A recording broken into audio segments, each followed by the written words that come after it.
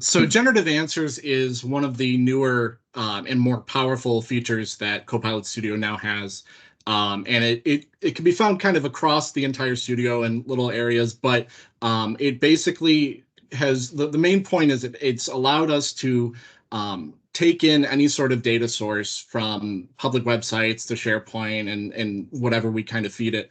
And it can answer questions that the user provides. No need to do kind of any sort of extra work on extracting the data manually. You just feed it the question and it outputs the answer based on the data sources you hook up. And you can add this node to the topics that you already use. So it's, as you can see the photo there, it's simply create generative answers.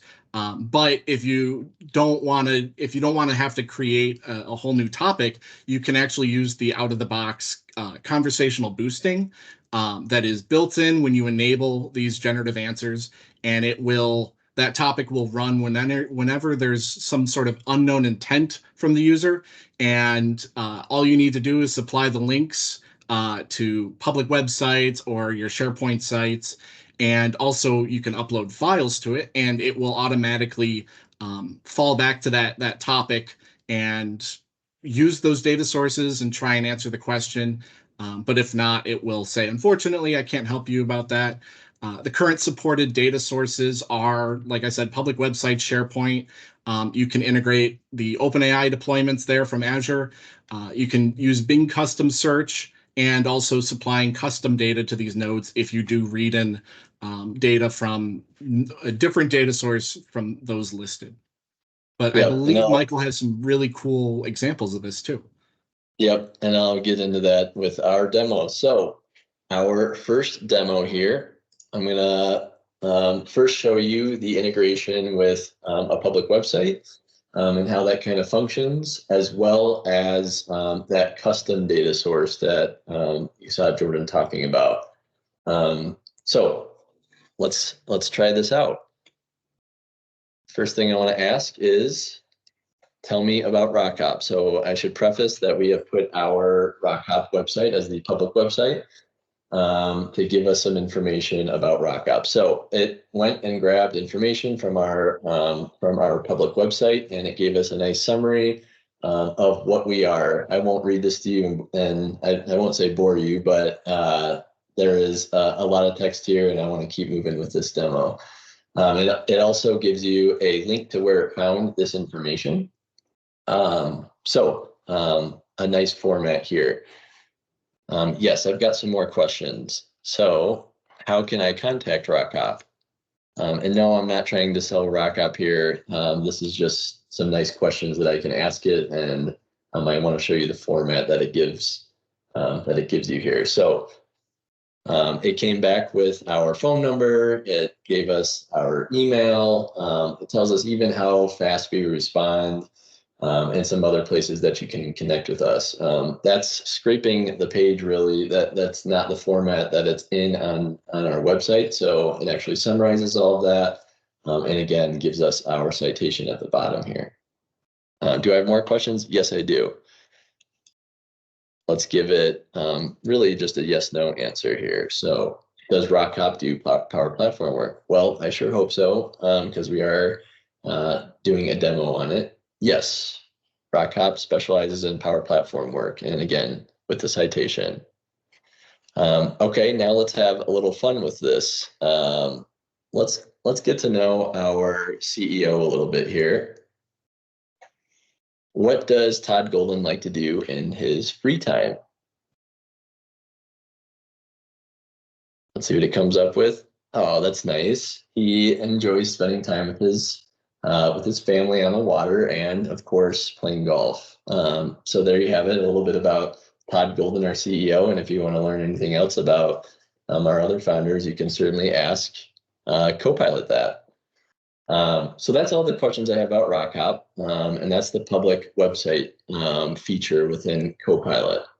The next thing I want to cover is the custom data piece within Copilot.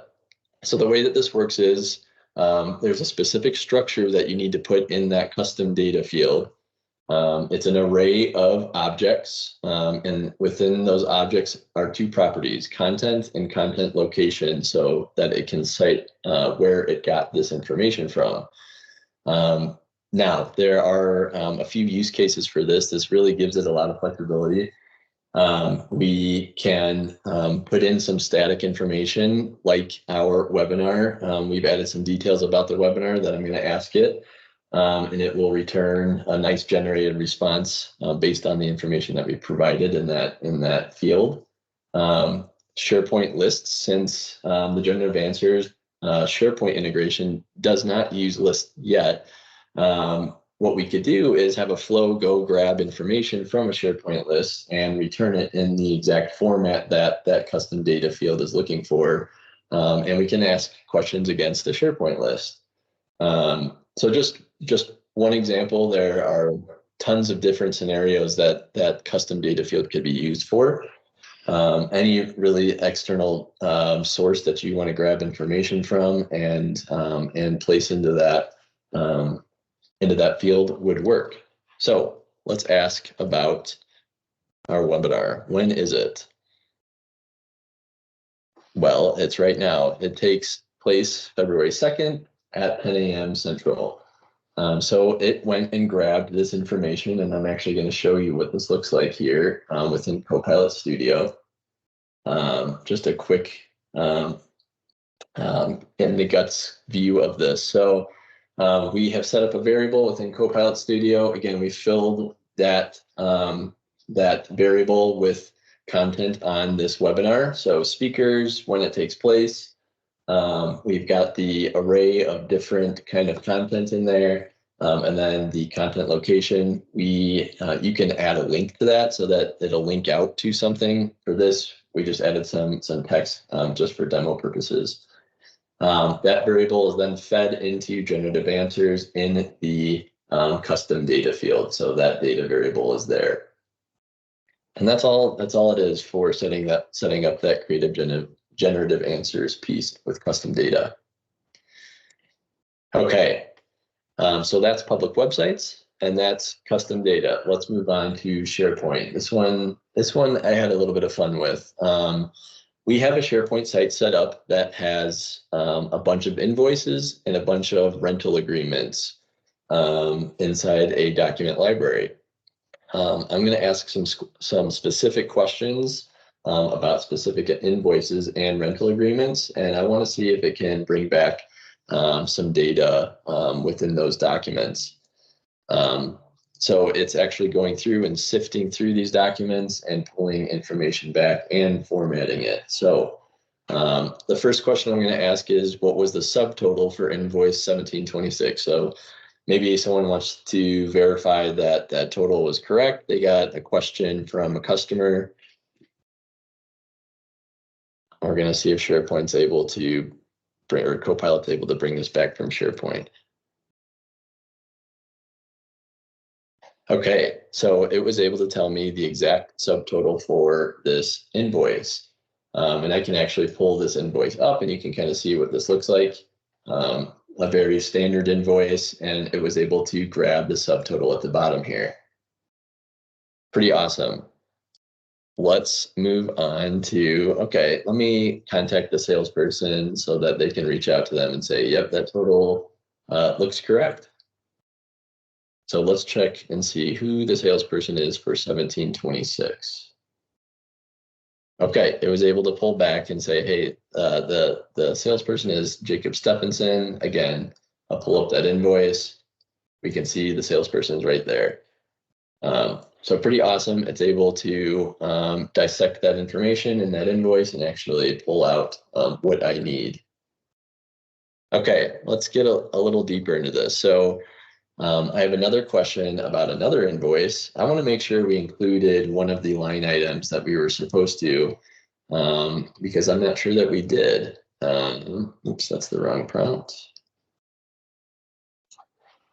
I wanted to copy this one.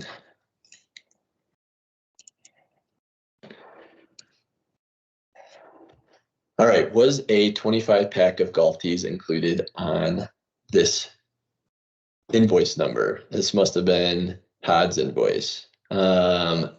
Yes, a 25-pack of golf tees was included on this invoice.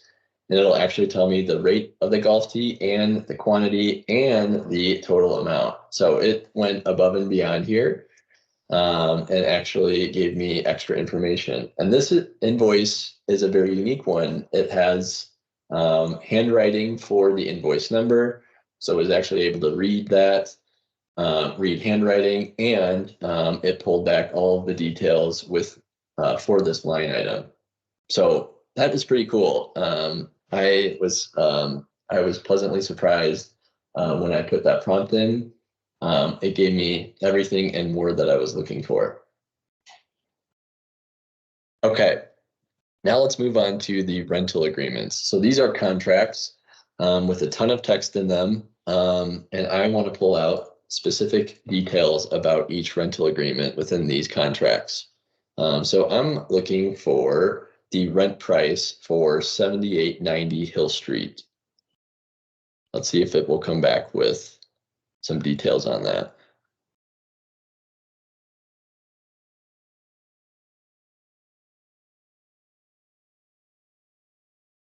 Oh, it says that the rent price was actually not mentioned in the retrieved documents.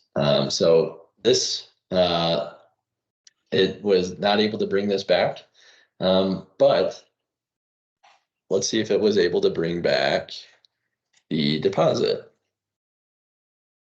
So what's the security deposit for 7890? And we can dive into this document and see what it might have had issues with.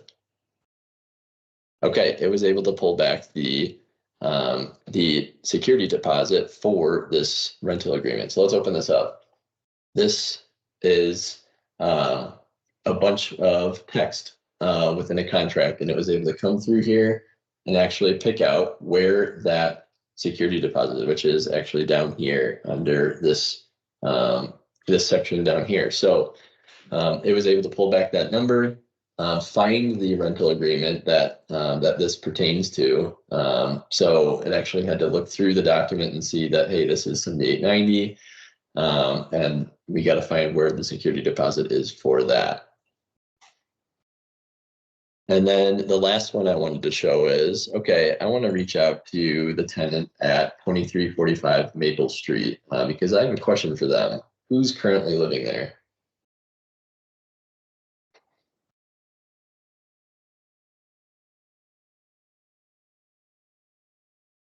Takes a second. See if it finds it. And there we go. Graham Barney is currently living in 2345 Maple Street. And let's just verify that. We can see that Graham Barnes, sorry, is the tenant for this property currently. So that is the SharePoint demo for Generative Answers. It was able to do a pretty good job of sifting through these documents and pull back information with a lot of text on these documents and actually give me accurate results. So that is pretty cool stuff. I think that's going to be very powerful for solutions going forward and quickly surfacing data for lots of documents within SharePoint sites.